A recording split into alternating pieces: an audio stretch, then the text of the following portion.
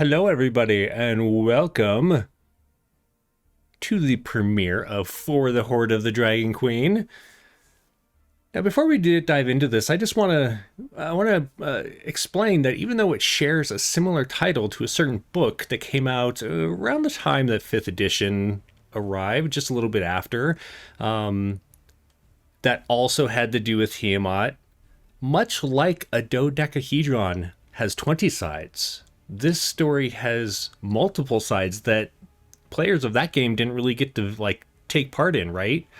So this game, we're looking at a different side of the same story where our player is going to take on the role of the cultists trying to bring back Tiamat. For whatever personal reasons they might have in that endeavor. We'll get into that as we go. But before we dive into the story itself, I would like to welcome these wonderful faces, these fantastic people that have decided to come and partake in this story with us. We have a couple of regular Wednesday faces, a couple of new Wednesday faces, and one face that's never been on the channel before. So I'm excited that this crew is a new mixture of awesomeness. So hey Shadow, since you're new to the channel, why don't you introduce yourself? Tell us where we can find you on the internet and about your character. Okay. Hi, everybody. I'm Shadow. I use she, her pronouns. You can find me pretty much anywhere on the internet at Shadow Sylvia. I do a lot of different TTRPG things in different TTRPG spaces, as well as some streaming on my own channel. And today I'm playing Vestra, who is just a really dragon loving barbarian. Nice. Excellent.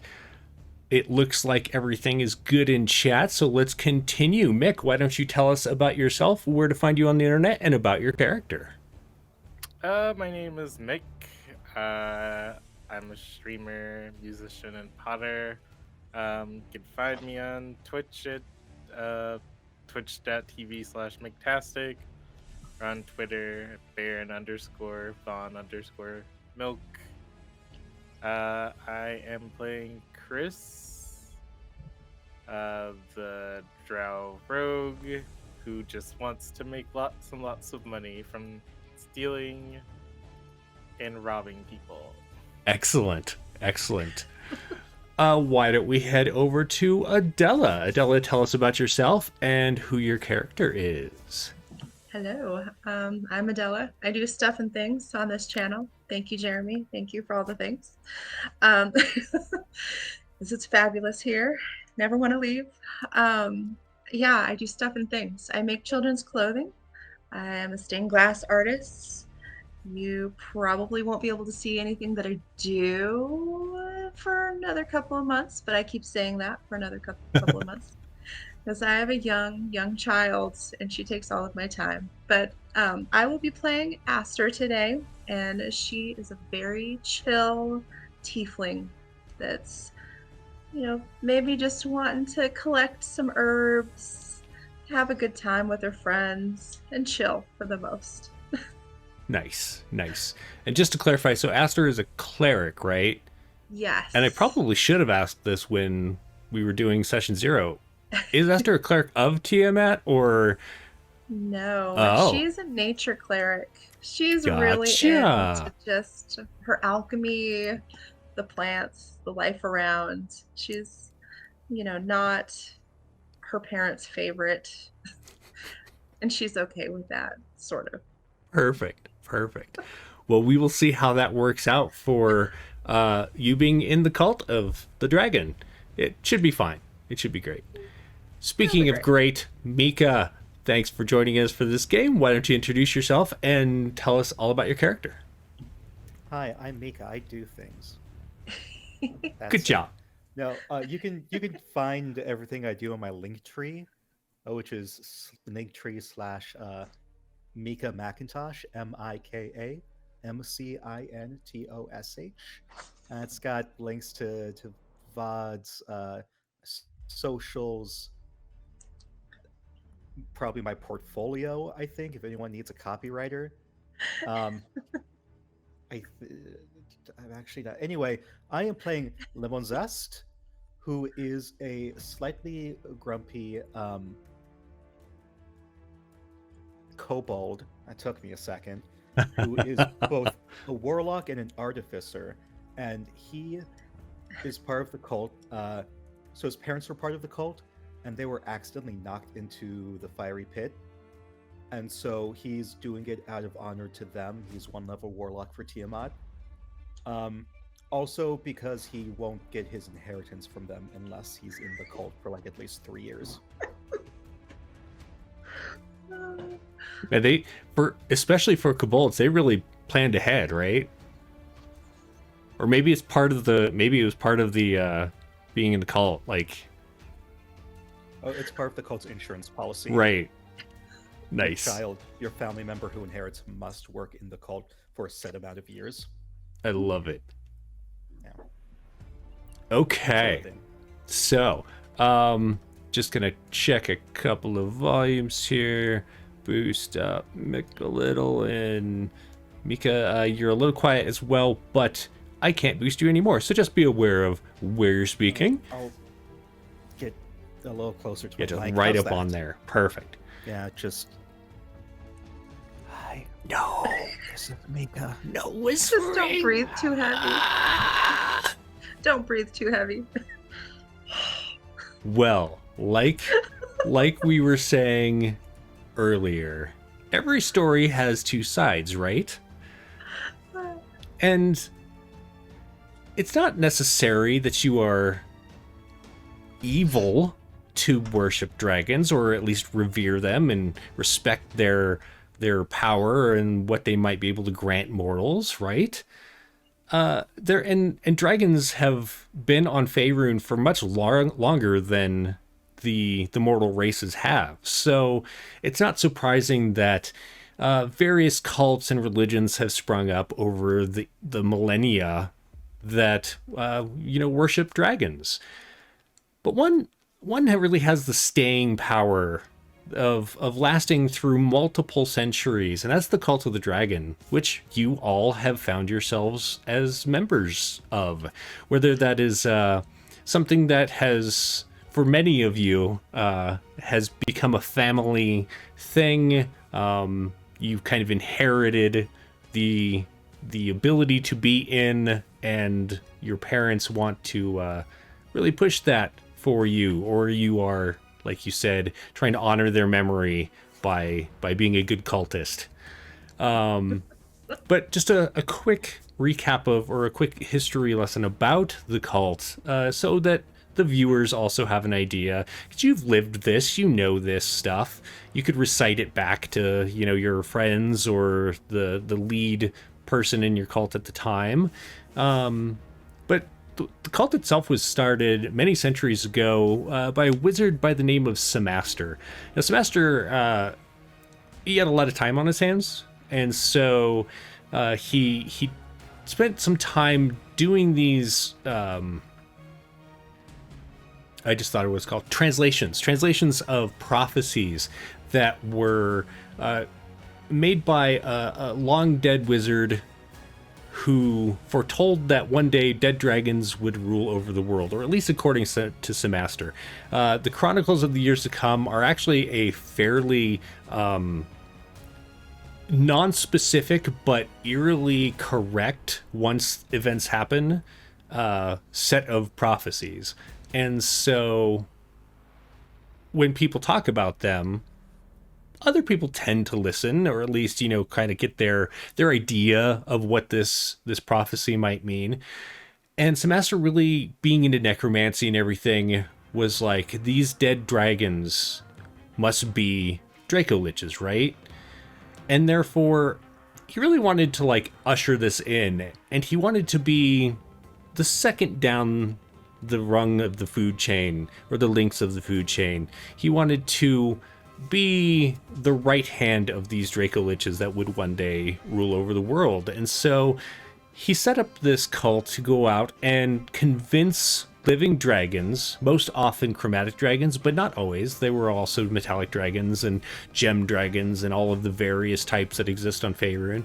who would undergo this ritual and become Draco Liches. And this went on for many years, a few centuries.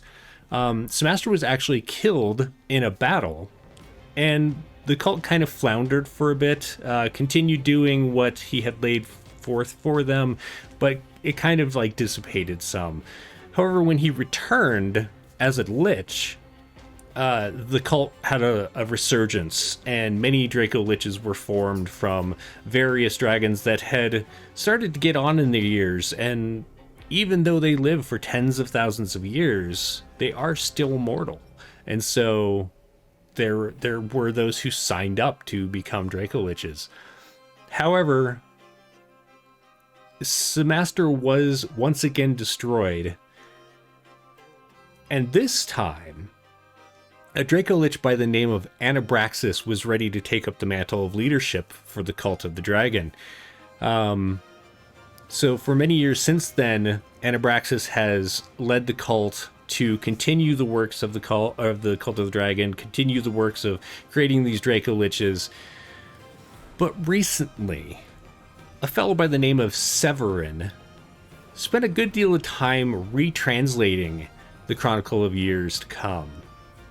And what he found wasn't quite what Samaster had said would be the case. It was more like maybe Samaster was influencing the words that he wrote down, his viewpoint, or maybe his view was just a little colored by his fascination with necromancy, that he said that there would be these dead dragons. No, it seems that instead dragons themselves as living creatures would one day rule the world again, as they had before the rise of mortals. And so Severin has caused this schism within the cult, and a good number of people that listened to him speak as he rose through the ranks of the cult and ended up being one of the top leaders of the cult have now decided to follow him and head out into the world to find dragons, not to become Draco Liches, but to support their cause in bringing back the banished goddess Tiamat, the five-headed dragon or the five-headed goddess of the chromatic dragons. It could be said that it's interesting that Severin hasn't done much in the way of persuading Bahamut's followers to join this cult, but maybe that's just a little beyond the purview of one mortal. So in this effort, there are those who have been sent forth to make treaties with dragons. There are those who have been sent forth to speak with governments and try to get the backing of their treasuries, really, in order to fund the largest hoard ever amassed on the world of Toril. That hoard is being taken to what is known as the Well of Dragons, which is the place where Draco Liches had been being created for the longest time, but has been repurposed, as Lemon-Zest's parents found out, to instead create Draco Liches, instead to become a portal to another plane, the plane of Avernus, where Tiamat has been banished. So, as this group of young and I don't know if they're impressionable cultists, but this group of cultists has gone out into the world. Some of them are here because of their parents' wishes. Some of them really enjoy dragons and therefore kind of just signed up for things because they felt maybe they get to meet dragons and that kind of fandom. You've been sent out to acquire treasure for the Hoard. Now, this acquirement doesn't need to be legal necessarily. There are definitely those governments that have donated funding so that the cult wouldn't have to come in and remove it in less pleasant ways. And so as you've all moved off into these little cells of cultists, this horde has started growing. And based on the small caravan of wagons that's currently waiting for treasure to be placed into it, the expectation that this town of Greenest that you find yourselves in is going to donate whether they want to or not. And as the four of you stand around and you're kind of waiting for orders from your superior, her name is Frulim Mondith. It's a really nice night. It's maybe a little chill would be in the air if it weren't for the roaring fires that were nearby that are keeping you warm as buildings burn around you. It would be nice and pleasant if it weren't for the screaming of people in the distance and the sounds of battle as villagers of Greenest try to defend their homes from the cult of the dragon. But for you four, it's just kind of another day in the cult of the dragon. So as you're standing here as a group, why don't you tell me what you're all doing? Well, Aster really loves herbs, and every new place that she finds herself, she's always kind of scouring like forest floors, people's gardens, just kind of looking around in general for different herbs and checking out the foliage. So I would imagine that, Aster's just kind of like kicking rocks and looking around, sniffing some things. Sharing like what she found, like, oh my god, I found this flower and I haven't seen this since the 3 towns back, and trying to get people to smell it and getting really excited over like everything, kind of annoyingly. Nice. Go ahead and make a nature check for me.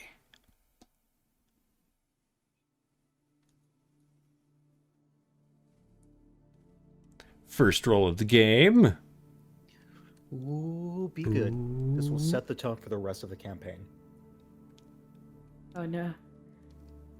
A 9. Perfect. Looking around, you don't really see much. It does seem like this area is pretty well taken care of as far as the landscape and the plants that grow here, but you're not seeing anything that's really on your list of things to collect. There's some bushes nearby that don't really have much of a medicinal or fun-inducing purpose. You might be able to use some of the leaves to kind of like render down and make into a really kind of weird smelling soap. But other than that, yeah, not really anything around. So as she's gonna be really excited over that, just the soap part, because she's made soap for everybody here, so she's still gonna collect some. Totally and fair. Like, look, like This awesome. soap is super popular within the cult. Now that they've shrugged off the whole Draco Lich thing and they're not like so into undeath, they were like, oh, bathing is kind of nice.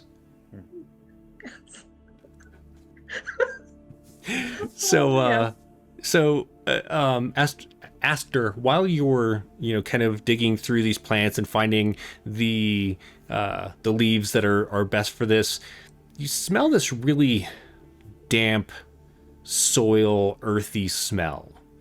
And you immediately realize that your friend Willow is nearby. And so you kind of stand up and look around, and sure enough, this Earth Genasi begins heading in your direction. She's smiling. It looks like she has a bucket of something in her hands.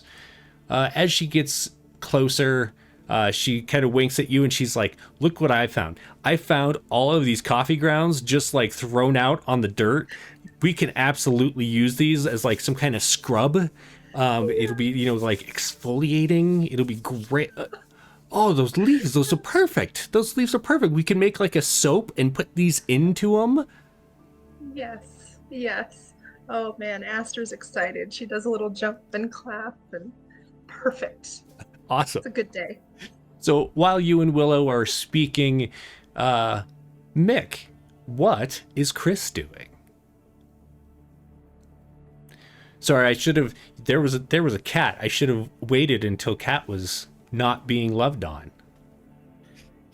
Chris is just looking for houses that look empty Okay. to, see if they can go in and steal some stuff. Perfect. Go ahead and make a perception check for me. Okay, and you said it's night, so I don't have to be wearing my sunglasses. Correct.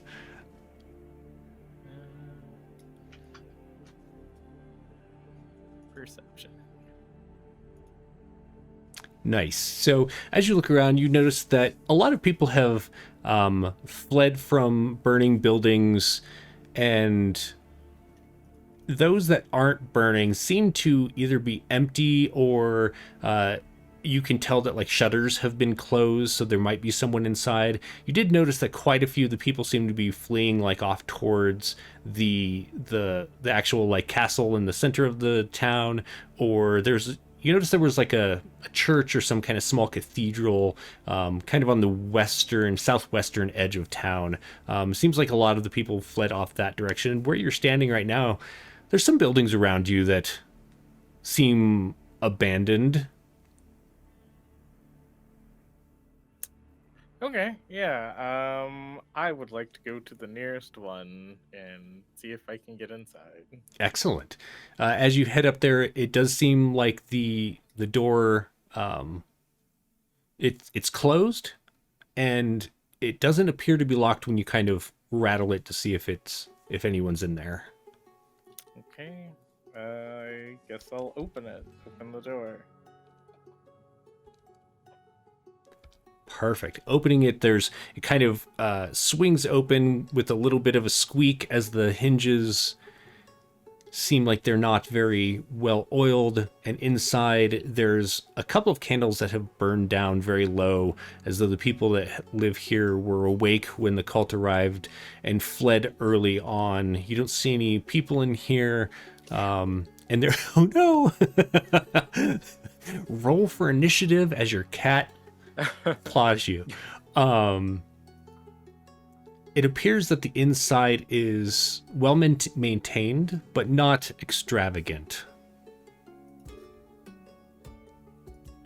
Okay, I'm gonna look for anything that looks like, I guess, of obvious value.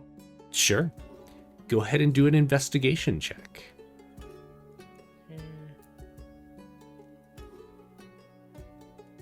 All right, with an 8, you look around and it seems like there are no really valuable items. Pretty much like the copper pots are probably the nicest things in here. There are a couple of, there's a jewelry box that does have some, just some like sterling silver pieces and such inside. But I mean, when it comes to a dragon and a dragon's hoard, these things may have value. All right, I'll take the copper pots and the silverware. All right, so you load up and start heading out to drop those off. While that's happening, Shadow, what is Vestra doing? So, Vestra has this little satchel that's full of flyers that are shaped like little dragons, like they're kind of like origami folded up into dragon shapes. And the flyers do say Hoard of the Dragon Queen, but if you actually read them, they're a little bit more of like information pamphlets about dragons. And Vestra's going up to like the door frames, or like there's mailboxes, and it's just like every little house is like getting one. It's just this there. If somebody's like running by on the street, she's trying to like hand it to them. Do you have a moment to talk about dragons? Oh, okay, bye. As I run away from her. Yeah, for the most part, it Very seems like the missionary villagers. What's that, Mika? this is very missionary coded, and I'm having flashbacks to when I was religious growing up. So Vestra, as you're, you know, looking around and people are running by you, it seems like the people who live here, the villagers, they don't really seem interested in stopping to talk. A couple people look at you a little like crazily and then run off. You do notice there is a family, a couple of younger children, an older daughter, and then like probably the father who's kind of getting on in years and is kind of hobbling by. They probably can't run faster than you can if you wanted to stroll along with them and tell them. Yeah, Vestra will definitely we'll walk up to them and we'll even help them. Like if they drop something, Vestra's gonna pick it up. It's just gonna be like super helpful to them, and then the whole time it's gonna be like, what did you know? That dragons can be very helpful in our day-to-day lives. So you go up and it looks like the older daughter is having a hard time helping her father to move quickly, and so you go to his other side and kind of scoop up under his arm, and you're helping them along, and then you start talking about the daily help that dragons can bring you, and there's like a certain jerk in your shoulder as they just stop, and the daughter looks at you and doesn't say anything. She's just looking at you with like this weird mixture of like, you think it might be anger. It's kind of weird.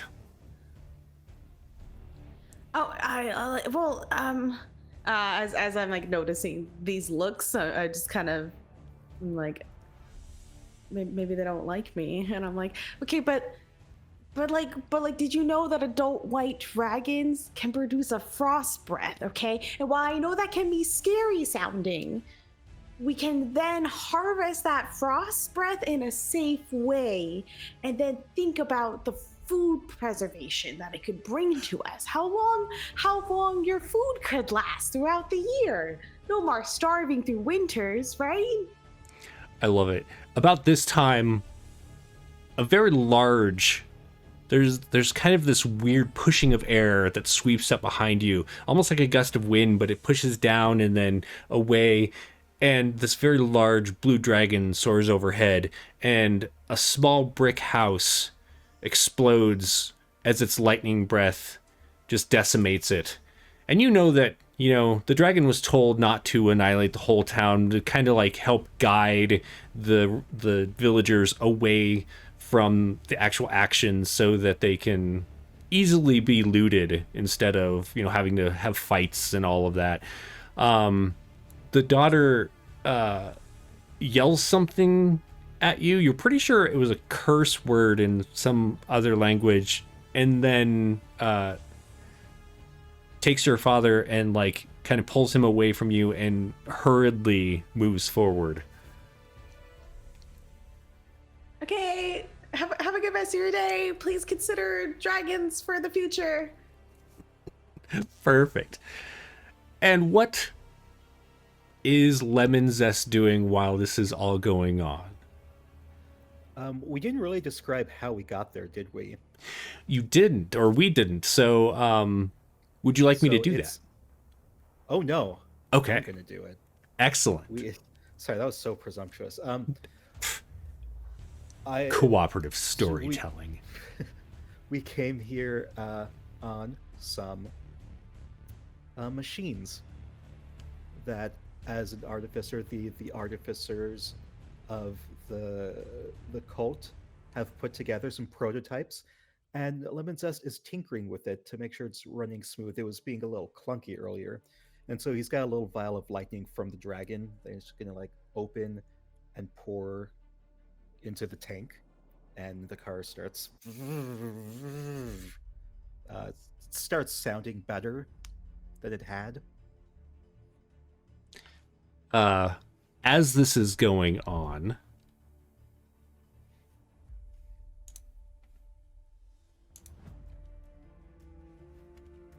sorry, I can't think of his name. A very large dragon lands nearby. You know this dragon. It is the blue dragon that has been sent with you. Lenithon. Lenithon is his name. He's been sent here as kind of crowd control. Doesn't really do much other than fly over and every so often zat a building with his breath. But he has gotten used to being requested to fill the vials that are required to power these. And you notice that you are having trouble, and so landed. Do you need a refill? Yeah, I need like 20. I've used like 20 vials. Can you just fill all of them? These things get really poor mileage. I'm just going to point that out. Look, I'm not the lead designer, okay? That was Todd. Fucking Todd. You know, I can't say that I Sorry, miss him. Language. Freaking Todd. I can't say that I miss him. And you have a flashback of Todd being run through in the last village that you were in. So you place all these vials. There's like a recharging station because for the dragon to breathe into a little vial is really awkward. There was definitely some trial and error during the creation of this that there are now less artificers in the Cult of the Dragon because of the error side of the trial. But you place all of these vials into this receptacle. He breathes a short burst of breath into it. And watches as all of the vials begin to glow with his lightning breath. These automatic caps come down and seal the lightning within, and your 20 vials of bottled lightning breath have been refilled. It also creates a nice humming sound like a kazoo. And that smell, that kind of like metallic ozone smell just like radiates from it. Perfect. Anything else? I mean, if you could bring Todd's corpse to me and I can get someone to revive it, that might help. I don't know who the lead's going to be on fixing these up now. Make a insight check. Yes. It was my turn. Insight. Oh. Of course, my insight is a -1. It'll be fine. Amazing. Oh my gosh. He says, I don't know where Todd's corpse went after the incident at the village, the last village. But I'll keep an eye out for it. And he jumps and launches himself into the air and flies off, and then you see like as a shot of his lightning breath hits a brick building and it explodes, and you hear like some yelling over in that direction.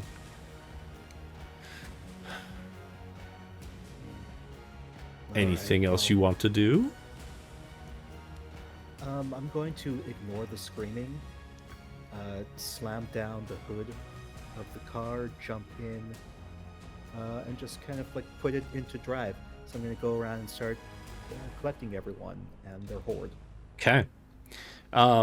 As you drive by, you see your friend Chris that is standing outside one of the... He's just like stepping out of this little brick and stone mortar house.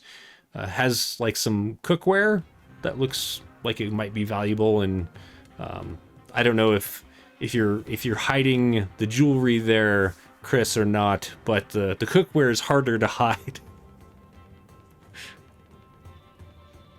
I'm you not got hiding the goods. anything. Okay. Okay. Chris, as you step out in the distance, you can hear a piano start to play. Sounds like it's in the open, and you definitely hear the sound of your father. His voice begins to ring out. It sounds like one of the typical Tiamat jingles that he's written, really to bolster the cultists themselves.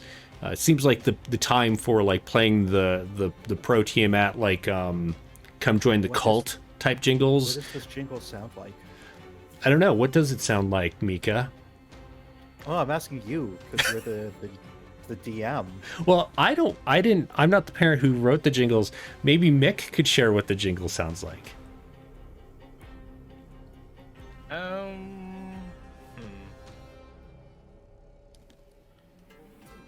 Maybe just very happy tunes. They talk about, sort of the perks that you get for joining to, convince other people to join. Gotcha. What do you think those perks are, just out of curiosity? Well, one, not dying. I think that is a good one to start with, for sure. And I guess the cultists are taken care of for the most part. Okay. Yeah, none of you can actually remember the last time that most of you grew up in the cult. Is it Vestra who has joined, or is it... Yeah, Vestra has newly joined. Okay. And you haven't gone hungry. Like, there are definitely nights that you sleep outside, but, like, even then it's, like, you're taken care of during that time, and you're not having to sleep, like, in the rain or anything like that. So, yeah.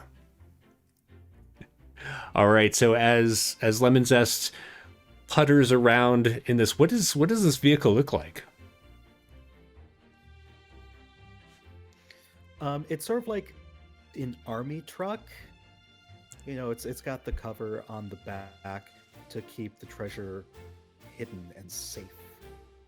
Otherwise, it looks like one of those classic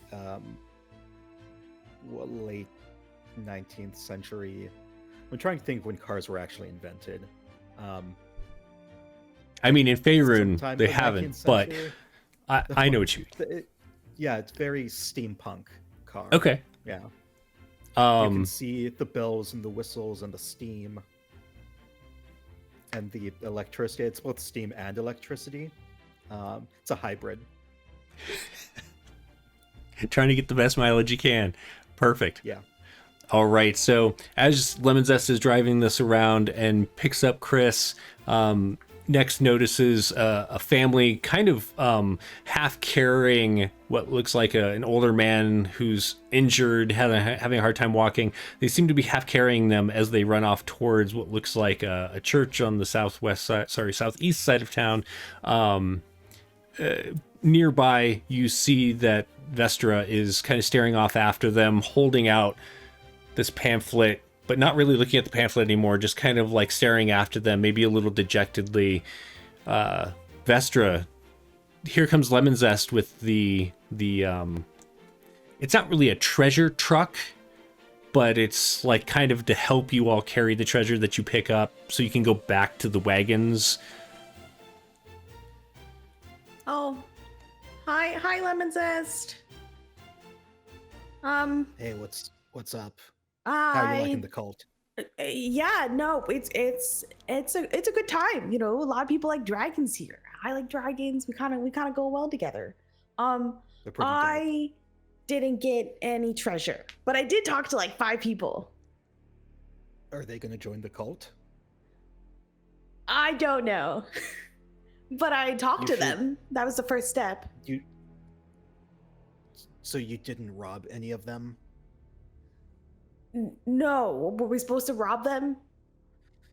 Did you see what house they came from? No. Can we just pick a house? Like that one? Yeah, that blue one looks great. Let's just... I'll just walk over there with you. It's okay. Yeah, let's go in there. All right. And we're gonna go into that house over there. Okay. So, Chris is with you, riding in the back. Chris, are you going to help them to loot this house? Oh yeah, I'm gonna help.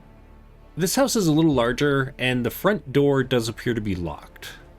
Okay, well, I can use my thieves' tools. Go ahead and do I us. was just gonna try and break it down, but I don't have the strength.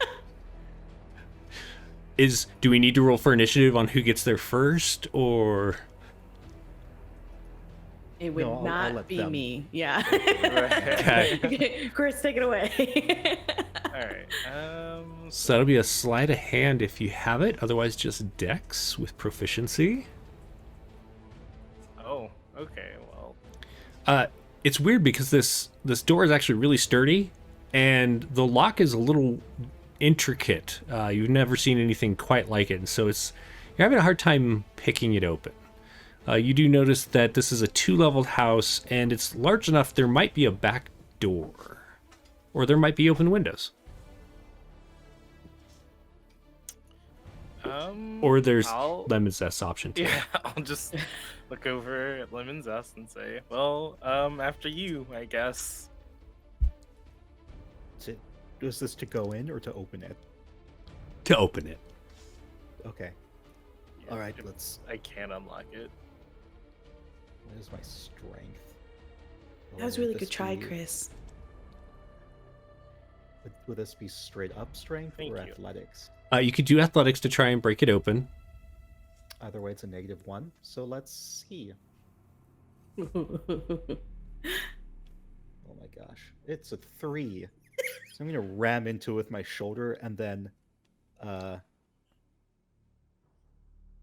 like it'll hurt my shoulder. Like, Yeah, there is a resounding Oh, crack, that's- and it didn't come from the door. Oh, Can I lose some HP from this? Do you want to lose some HP from this? I mean, that was a pretty horrible roll. Yeah, I would- like to. So your strength is -1. Yeah. Let's just lose 1 strength. You probably couldn't do much to hurt yourself beyond that. okay, all right. The door we can't get through. Okay, all right. Next, what about a window? What about a window? Is there a window? How There are tall are these definitely windows? windows. Because I'm not that tall. I'm a dwarf. Right. So there are definitely there are windows, and you can like step on your toes, like your tippy toes, to like have a decent view. You can kind of see like a half view from just ground level, and then there's a second floor that also have windows. Okay. Now, question: Does Aster see all of this? Like Yeah, I them was just about to say, you hear the crack of lemon zest hitting, Okay. and you're just walking with Willow. with Willow. The two of you have I'm like gonna kinda, armloads like- of leaves and stuff. No treasure, just Yeah, coffee yeah. grounds and leaves. And you look over I'm and you gonna see kind of bump Leah or bump Willow, and like we should just walk over there. So we'll just like really casually walk that direction. nice. But I want to see what happens first with the window before I do anything. Sure. So Vestra, what are you thinking with the windows? Anybody have a crate? I could boost somebody in. Anybody want to boost? Just stand on my shoulders. Okay. Investor will try to stand. So Lemon Zest let's shoulder. have Lemon Zest do a strength check. Oh my gosh. Let's do a strength check. 8. Wow. How I'm much? setting an awful This tone. is for- amazing. So you do get a couple of inches up as you're trying to climb up onto Lemon Zest's shoulders, and Lemon Zest essentially ends up like on their hands and knees, like trying to like hold themselves up. Chris, you can see Lemon Zest's arms are shaking, his legs are wobbling. What is Chris doing while this is happening? I'm assuming that there's not really a way that I can assist, so I'm gonna go around the back. Okay. As you turn and kind of walk the other direction, you do see Aster and Willow walking your direction.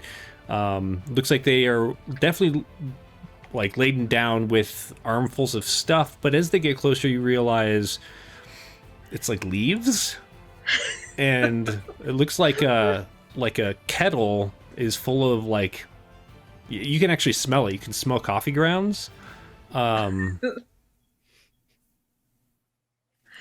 Amazing. Astra's just gonna walk up to the door and take out her mace and just pummel the door with it. Like kind of look at everybody and like, what is even going on? And like, these are kind of her friends, sort of, and she's just there. So she's just gonna pummel the door. Yeah. As you go do that, Willow actually goes over and helps Vestra down off of Lemon Zest and gives her a big hug, and turns around and like shows you the back of her leather jacket, and you can see that they're the painting that you did on the back of the leather jacket is still there. It dried. It looks really cool. There's like a stenciled dragon that's done in purple paint on the back of this like brown leather overcoat. So Aster, go ahead and take a swing at that door. Roll an attack with your mace for me. All right. A 12 will hit the door, and you're going to do 4 damage. There's a slight, like some splinters that come off of it, but it is still upright. It is a pretty stout door. I'm like taking lead from this. You're a little quiet, Mika, just so you know. Oh, sorry. Is that better? That is better. Okay. I realize I have a few spells that could have helped. For example, I could have just cast Jump. Or Mage Hand. This sounds like a warlock problem. Yeah, like geez, I'm going to use a Mage Hand to try and open the window. Okay, the one in front of you, or... Yeah, the one in front of me. Okay. It doesn't open. Dang it. I'm going to use it to punch open the window. As you run it into it, it definitely shatters the glass. Glass falls inside. Chris, you've left sight, so you hear that. You feel that they broke the window, but are you going to continue around? You're about halfway to the other door. Yeah, I'm gonna keep going. Okay. I'm just gonna go into the back way. There's a small, like a short fence, like the little short garden fences that have like kind of they've been built around what looks like small flower gardens, but there's nothing growing right now. It's a little early in the year. And so you just kind of step over that and walk through to get to the door, and it also is locked, but doesn't appear to be quite as intricate as the one up front. Okay. I will use my thieves' tools. Meow. Oh. Yeah, she really wants my attention. Much better. Yeah, this one, simple. You just like take your little pick and your little the tumbler mover, I don't know what they're all called, and you just quickly open it. The door swings open quietly, and inside you see it's a kitchen. Okay.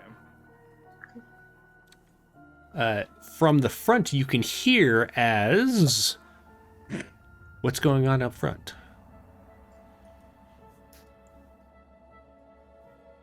I mean, can we hear the door, or do we just notice that he's gone? I mean, that you saw as Chris walked away from the car and the group and walked around to the back, and then you went up and took a swing at the front door. Do you want to continue to pummel the door?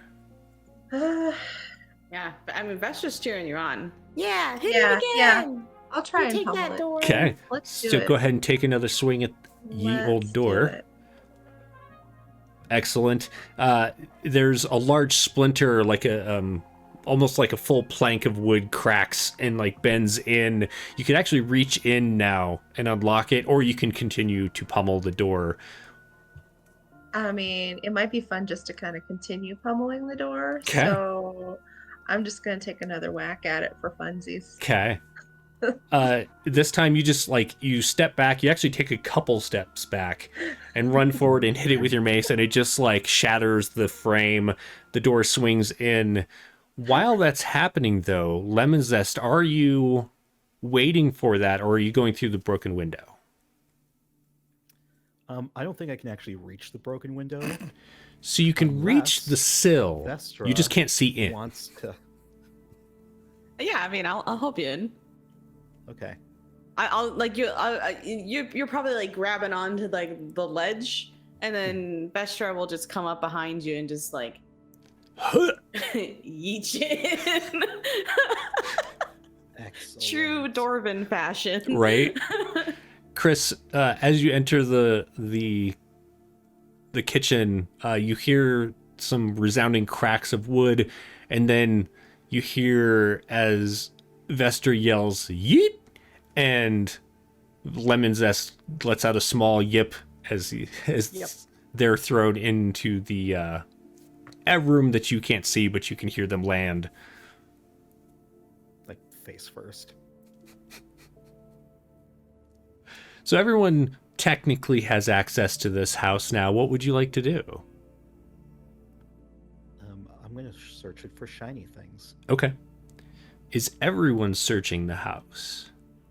Yeah, I'll search. Perfect. Why don't we do a group investigation check? Oh, I didn't do it on D.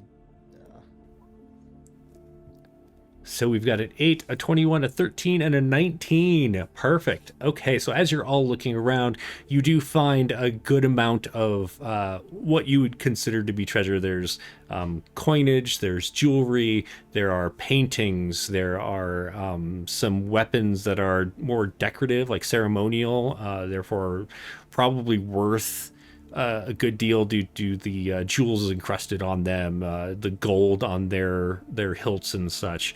You end up having a pretty good haul from this. In fact, you're having a hard time as you're kind of carrying things out and putting it into the moving van of pilfering. You're having a hard time like kind of finding where to put things as you are filling up its little storage space. But as that's happening, let's have Vestra's friend, Tesha, kind of appears at the end of this like little roadway. I'm not even gonna call it like a street or anything. And is all like, oh, hey, when you're done dropping those off, go ahead and we're all supposed to like, those of us who are on this side of town are supposed to like meet up outside the castle. Apparently they're having a hard time getting the door open. Oh, yeah, we can help with that. How many paper dragons do you have left? Because I only have 4. She pulls out her pamphlets. She has several left. I'm having a hard time because no one wants them. It's weird, right? Yeah, I mean they're really cute looking. I thought this would be a design that people would like to have. I really liked them. I've just been leaving them in doorways, honestly. They'll find them when they get back to their homes. That is such a good idea. And in the background, you see as another house explodes as the dragon flies over and hits it with its lightning breath. Mm-hmm. Mm-hmm. I never knew it's a blue dragon, right? Yeah. I never knew blue dragons had an eye for architectural design. Perfect. Famously, they do. Right?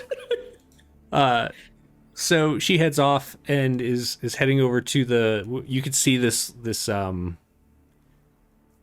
not really like a full castle, but kind of like a small walled in area that does have like a stone building that seems castle adjacent in its design. Just it fits this town, and yeah. So you get everything loaded up, and are you heading that direction?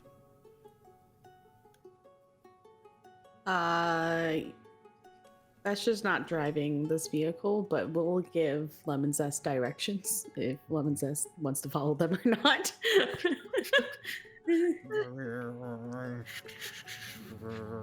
And is everyone loaded up onto or walking next to the vehicle?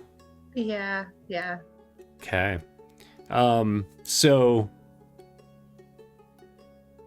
Willow, sorry, my brain turned off for a second there. Willow's just kind of humming and swinging this bucket of coffee grounds, and the rest of you have kind of gotten used to Willow's really kind of like deep earthy scent.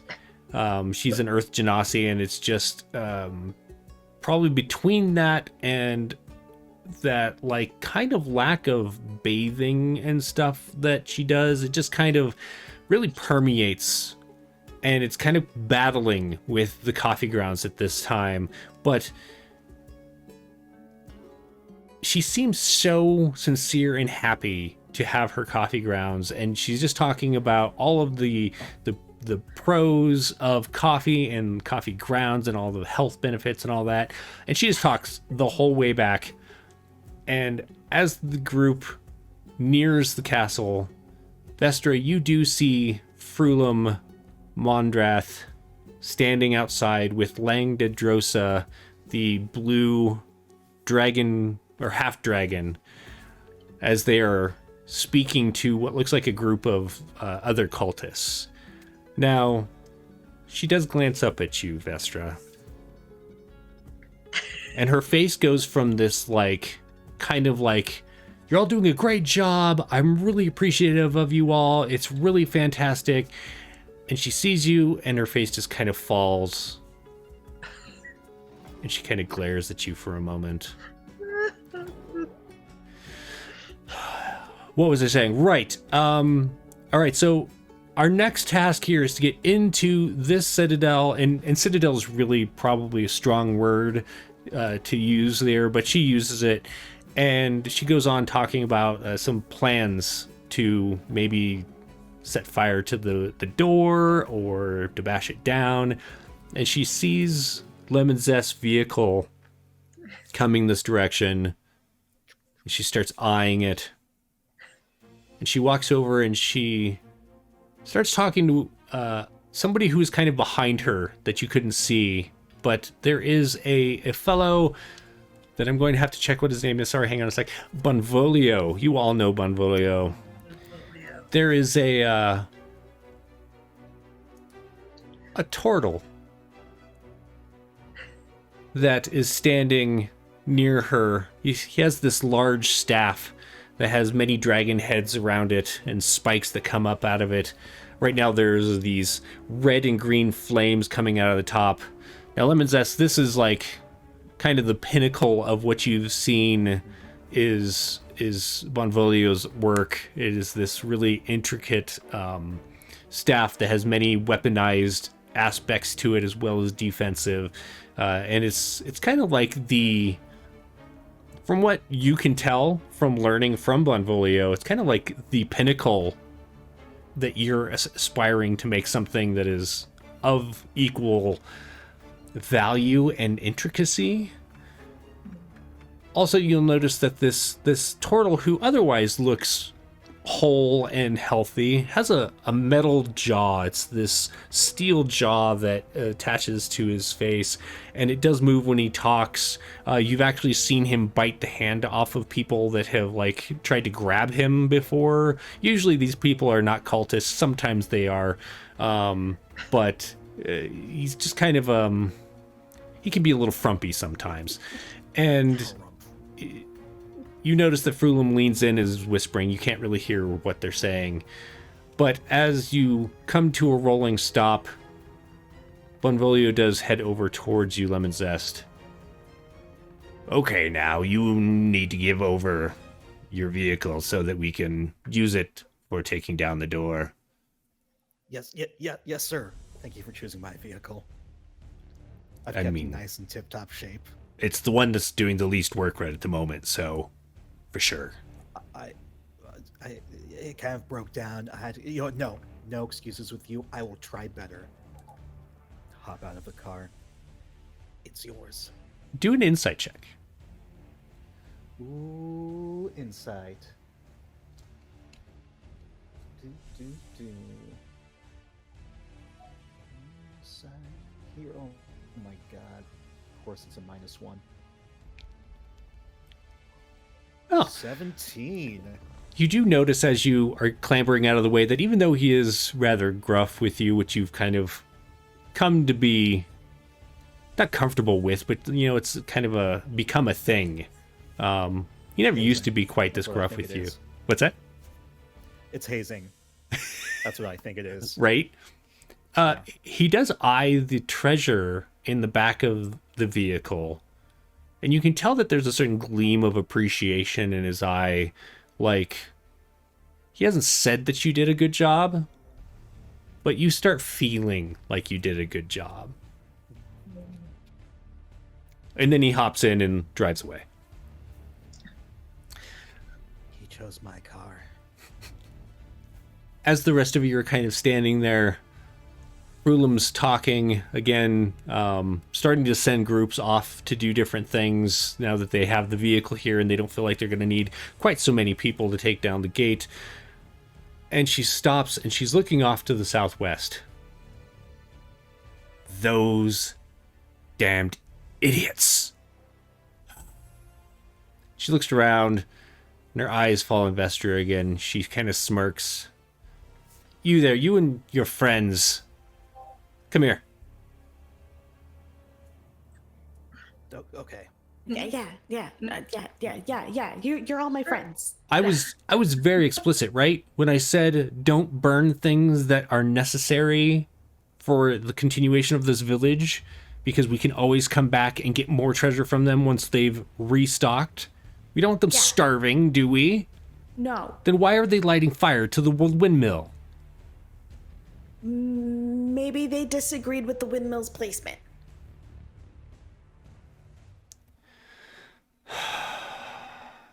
They were just fighting windmills like that in that one story. Go stop them and put out the fire. Yes, I can do that. And she turns away from all of you like that was the end of the conversation. Okay. Let's So we have to put out fires? I mean, the dragons just did it. We didn't tell them to do anything. They just did it. As you're heading in that direction, you could see the windmill in the distance, and it does look like there are some people that are standing underneath it with torches, like lighting the canvas sails on fire. Looks like maybe this wasn't from the dragon, and it's just some overzealous cultists being a little too into their work. Too bad we don't have any of those water dragons nearby. Well, you could just kill the people setting fire. Oh, that's a good point. And then they can't set any more fires. Wow. I mean, that's not a terrible idea, yeah. So, Vestra, is Vestra the kind of person that has like a collection of like little handmade cards that have like stats of dragons?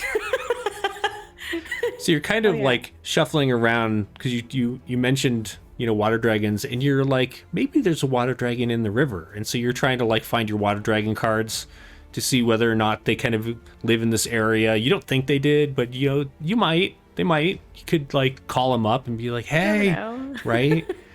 And you find no, they don't really live in this area, and the rivers are probably a little small here. It's a little disappointing. You haven't seen a water dragon before, not like, I mean, you've seen black dragons before, and they are amphibious. That's a cool feature of black dragons, but they don't really like squirt water like the other dragons that you're thinking of. And I mean, maybe they could do that thing that like people do in the tub where they like can like squirt water with their hands, but no, it's probably not quite gonna.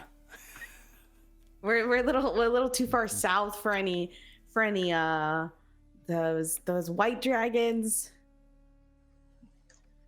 Also true. Like, yeah. Yeah.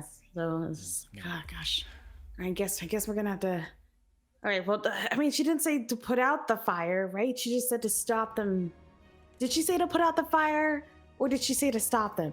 I don't remember. I think both. Okay. She wanted us to put out the fire. Yeah, I think we should just go there and put out the fire, And then we'll talk to the dragons when they come by, or the dragon. It'll be fine. Yeah. Yeah. We can just talk to them, right? Yeah. Yeah. Yeah. Yeah. Okay. Wow, thunder. Yeah. All right, so the group of you are heading towards the windmill. It is on the other side of the bridge, or of the river. So do you want to cross the bridge, or do you want to try and wade over further upstream? I'll say cross the bridge. Okay. Yeah. Asper's not feeling like wading over anything right now. Okay. Of least resistance. As you're crossing the bridge, it looks like there's been some damage done to it, almost like you do remember hearing some of the cultists talk about how you were in the backside of the influx of people into the town. You remember hearing that there was a little bit of kerfuffle. People were trying to sabotage the bridge, and you can see where those points are. Go ahead and make perception checks for me. Perception.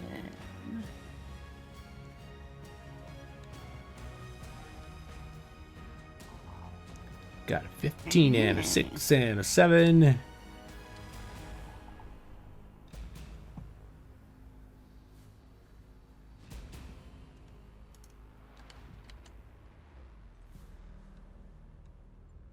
Mika, did you send lemon zest?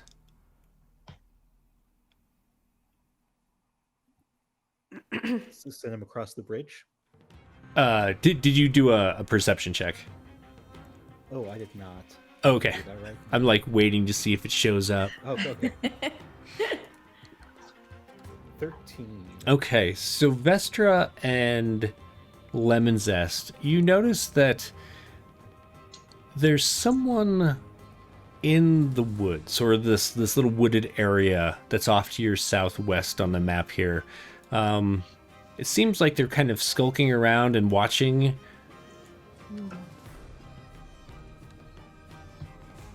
Oh, I'm sorry. Could you hear that? I didn't hear anything. I did not. Okay, cool. Somebody was doing some cleaning out. Anyway. Oh no. Vestra, with like this big like booming voice that Vestra has not been using this entire time. Vestra's just like, "Who are you? What is your purpose? Get out of the woods!" Hope Aster looks over, and she's got pretty good eyesight, so she's like, what the hell? Yeah. Vestra, why don't you make an intimidation check? Yeah. I am small, but I am mighty. And can Aster stand behind her and hold the mace up high? Absolutely. So Vestra thinks it's all her. As Vestra yells this, and Aster's like kind of like standing in the back being menacing as well, you see a cloaked figure, like a robed figure with a hood come out. That's Scott. God. Oh my You gosh. kind of gotten used to Scott kind of not really carrying his weight, but especially when it comes to like when there's fires and stuff and battles, definitely tends to not really be all that useful. In fact, it looks like Scott's just been kind of skulking back here the entire time that you've been down working.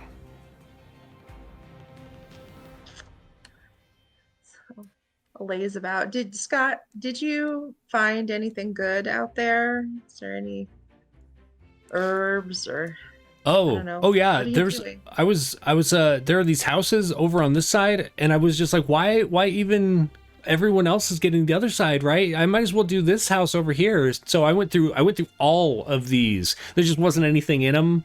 And the bits that I did find, I just carried them up to the actual wagons rather than, I know Lemon Zest and his fellows have their like whatever they're called, but That's the name. I'm just I felt like working out tonight, so I was getting my exercise carrying them up and down, Yeah. Hey, Scott, can you do us a favor? There's this like windmill that's on fire, and you're supposed to put it out. It's over there. Can you go over there and put out the fire? Now I've actually I have orders. I'm supposed to be waiting here in case we get any like ambushes from someone who might see the flames or smoke or whatever. I'm on lookout. That's what they told me to do, is to look out. Hmm. How ripped/hot is Scott? That is a good question. Hang Can on. we roll? Can we roll a d10 to see? Yeah, so well, I'm gonna roll a Skeleton. d10 and add it to 10 to see where on the charisma scale from average. Perfect. Yeah. 12, so better than average, but it's probably all the sniveling and lack of spine that. Okay, but he's still got like some muscle. Oh no, not at all. Oh, but he was carrying everything back and forth. You could Like, do he an didn't have insight muscle, check. Not be cute. I'm doing an insight check. This is very important to me. Like, not that I'm gonna hit on him, but I'm 11. All right, hang on one sec. I got to roll for Scott. Okay. Rolling for Scott. Oh, Scott was absolutely not telling the truth. Scott, classic Scott. Classic Scott, am I right? I feel like I'm just gonna lean over and say that to Aster. Yeah. Aster's gonna kind of roll her eyes because Scott's not at all into like herbs or doesn't even care about soap. Like, Right? whatever, dude. Yeah, that's what makes him bad. I mean, Scott has said, he took a dunk in the river, a few days ago. That should be good enough, right? I don't know. He's like Willow certainly has a stink, but she's so happy and helpful and sweet, and Scott's just such a like buzzkill. Like, he's just such a buzzkill. And like, it's weird It's not because even funny. like Willow's like, we'll say it this way: Willow's like unbathed funk isn't really funky. It's like it smells like when you're potting plants. Like, she's an earth genasi. She just smells like soil and stuff. Yeah. Whereas Scott gets a little rank. Yeah. You think he is actually bathed recently, otherwise you probably would have smelt him before you saw him, but it doesn't really seem like Scott's ready to leave his hiding space over here.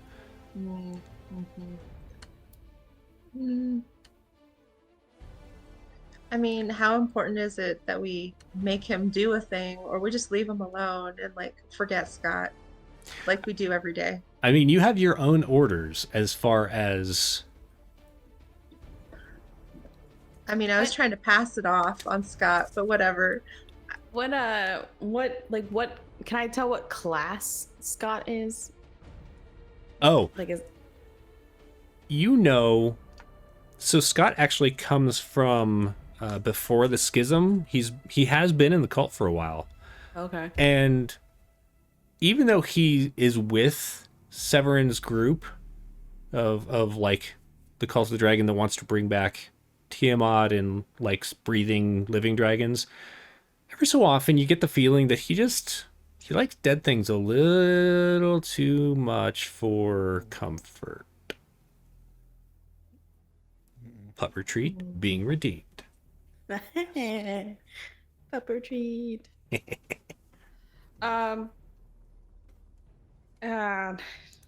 That's just starting to get nervous because she knows that she's taking too long to accomplish this task, and she's gonna get in trouble again. So she's just gonna walk by and is just gonna grab Scott by like the shirt or cuff or collar. I don't know how tall Scott is. He's definitely taller. He's about the same height as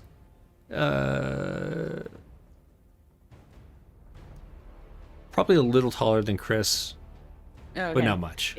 Is just gonna grab like the sleeve then, and it's just gonna start tugging Scott along. Sure. Let's just do we'll call it a grapple check. So you'll do an athletics, and Okay. I will do an acrobatics for Scott. Can I assist? Sure. So that will give advantage to Vestra. So you would get a 15, and Scott got a 7 after his modifier. So even though he tries to like jump out of the way, you snag his robe's cuff and start dragging him, and he's trying to like step so that he can get away from you, but you're just with Lemon Zest helping, he just can't quite get his step grounded enough to pull free, and so the two of you start pulling him off towards the mill. Is that what I? Yeah. Okay. Yeah, he's coming with us now. He's part of this group. Okay. Oh no, but I gotta stay over here because I was ordered to do so Yeah. because I'll get in trouble. Uh-huh.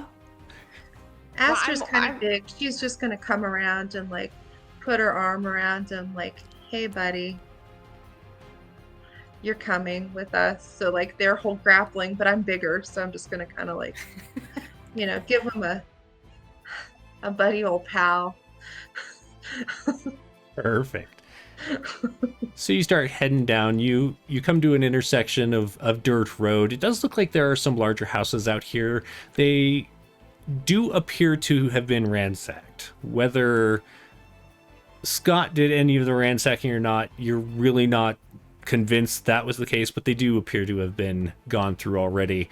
And you do see some flames beginning to flicker higher up the mill beyond. Real quick, what is Chris up to? Just kind of scoping out things. Chris is not very fond of the person that we're with. Right. So. Now, Yeah. Chris, maybe you should check Scott's pockets to make sure he didn't forget anything to give to the Hoard. Can you do that really fast? Yeah, I can do that. Go ahead and do a sleight of hand for me. Oh, my rolls Nice. are so bad. I noticed they have been rather one-sided this day. Even with that, however, you do notice there are some objects within his pockets. You just weren't able to pull them out. Okay, well, I will keep that in mind. Okay. Mhm. He does it. Oh, these I haven't gotten back up to the wagons yet to drop them off yet. Do you want to carry them? And he starts pulling out like they're like knickknacks and stuff, but they are made of like precious metals. Sure, I'll take them. Okay. And it does look like he empties his pockets. And those are the things that I felt. Those are you're pretty sure. Okay. You're not really seeing anything else. All right. So as the 5 of you now approach the windmill and it's really beginning to burn at a steady pace, everyone do an intelligence check. We're going to do a group intelligence check.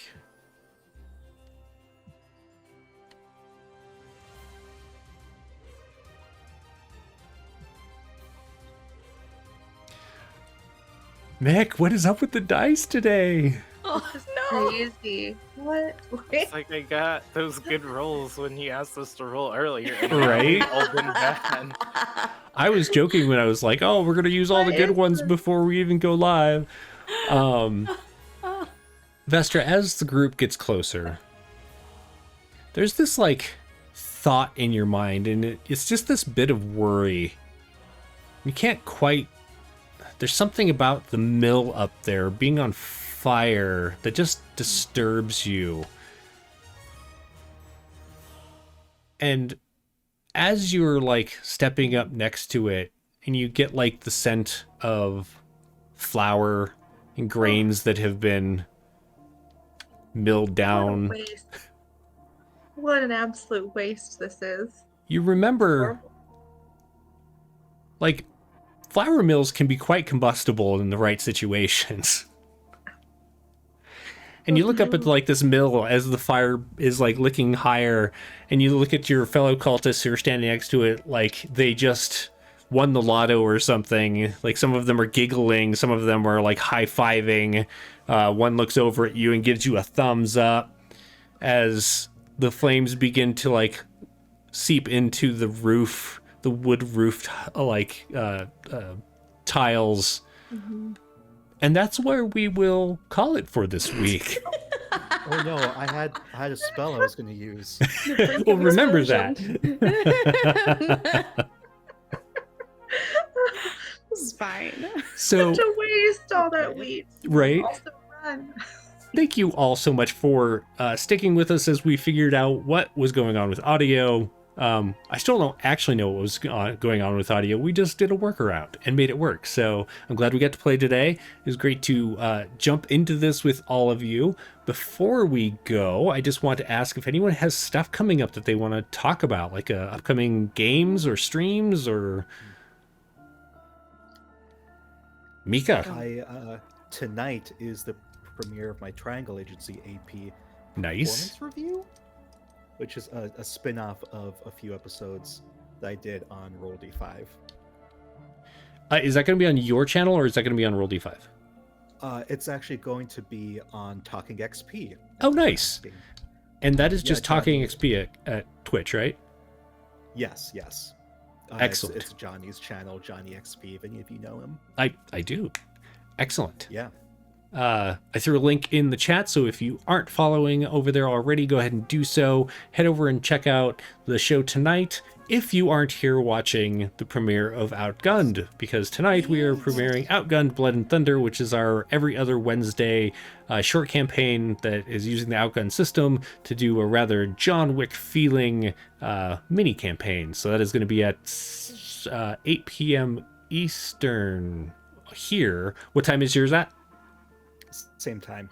Oh, you just said. Yeah, I don't- mean, don't- you can't go wrong either way. Both are going to be fun. Pretty much. Right. both at the same time, even. I was going to say the best thing you could do is put one screen with one and the other and just put a separate audio in each ear and you'll be great. Yeah. Yeah. Not confusing at all. Not No. confusing at all. Right.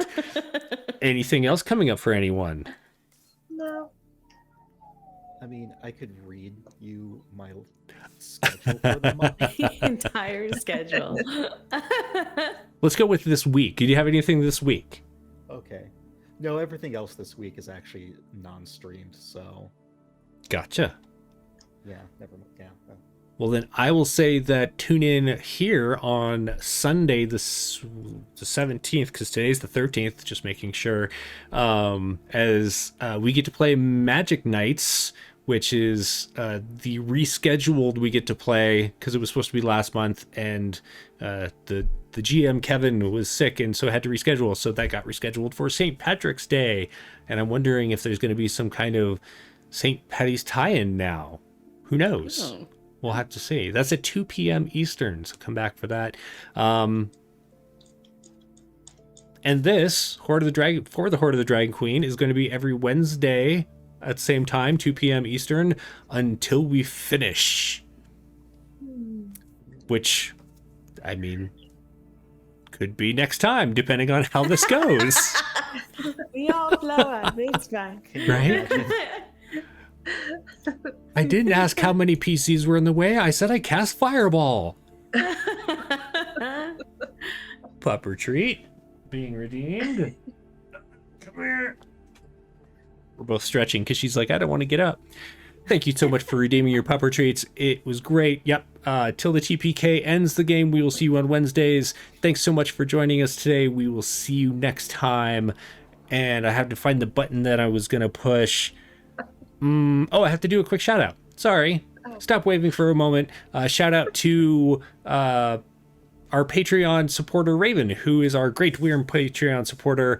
And we always appreciate if you want to follow us on the Patreon, you can do so for free, or you can sign up for one of our very small amount per month. Subscriptions. That works. Tiers is the word I was going for. Oh, and Raven even just said it. Perfect. Also, we're going to raid, so let's do that now before I forget and everyone runs away. Let's raid Dice Legends. Yay. And now everyone can wave once again. Thank you so much. We will see you next time. Bye. Bye.